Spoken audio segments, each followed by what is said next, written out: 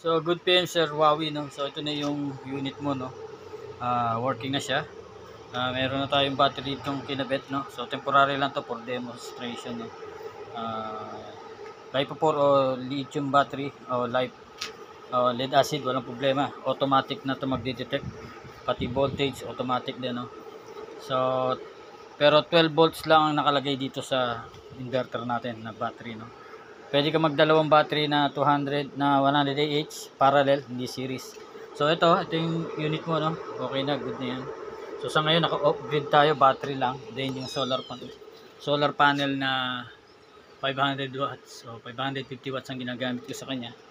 So sa ngayon, meron akong clip fan, then isang electric fan, no? Yan.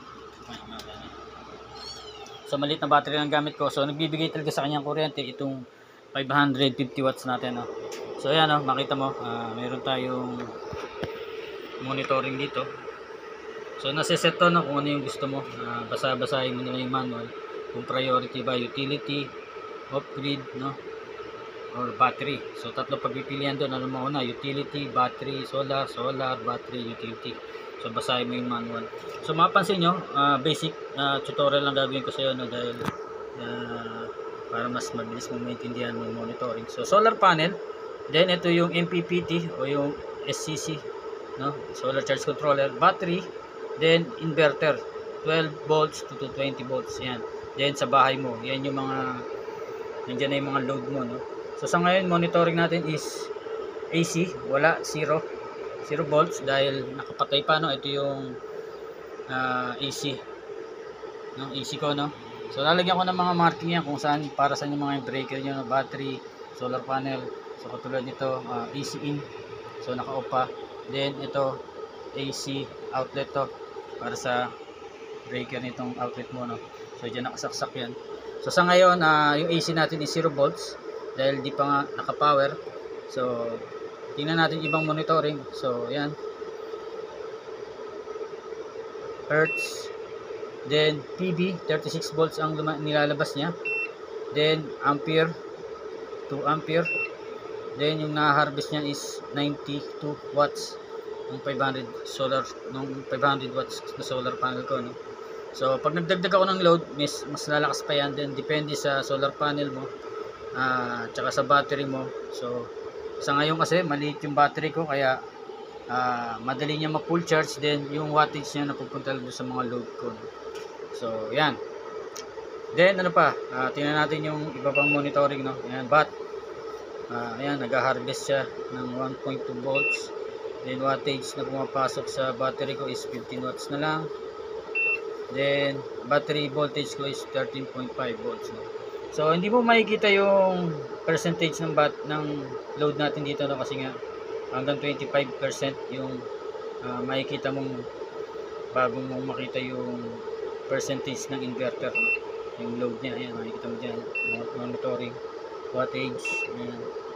So di ko to makikita mo yung load mo pag mataas na sa 25% na 1 kilowatt, tsaka mo lang makikita yung monitoring ng load, ayan. So yan yung nakikita ng load natin, no? 25 watts dahil na dalawa yung load ko. Ito, ayan, electric fan tsaka isang clip fan. Okay, so lumalabas na dyan. Then okay, try natin yung AC natin, no. Power natin yung AC, makikita mo dyan, no, power ko. So normal lang yung tunog niya, no. May na-detect siyang input. So ayan, so nagtutulong siya sa pag-charge ng battery. At the same time, siya na rin yung nagbibigay ng supply sa load natin na electric fan. Okay. So makikita mo ngayon, mag-iiba na yan.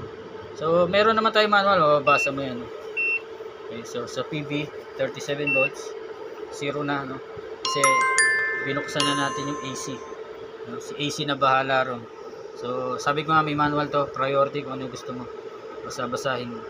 So papatayin ulit natin AC, makikita mo tataas ulit yung ampere dito sa PV. So si PV naman ang nagbigay ng supply dito sa mga load natin. So okay na itong setup na yan. So kakabit mo na lang dito yung battery mo, positive to negative, yan. Red is positive, black is negative. Sa PV ganun din, no. Okay, so isa na lang, try pa natin ulit, no. Buksan ulit natin AC. Then patayin naman natin yung PB para mawala yung PB. Tingnan natin. Ayan. Okay. So ganun lang. So kung ano yung gusto mo. So kahit hindi mo na galawin, saksak mo lang yan. Kasi hybrid na bahala dyan. Sa gabi, si kuryente mag-charge ng battery mo. Then sa umaga, si solar naman ang bahala. No? So pwede mo ring manual on and off yung breaker, no? Para sa PB o solar panel. Then ito para sa AC input. Yan, plug. No? So salamat sa pagtitiwala, Sir Bawi, no? Thank you, God bless.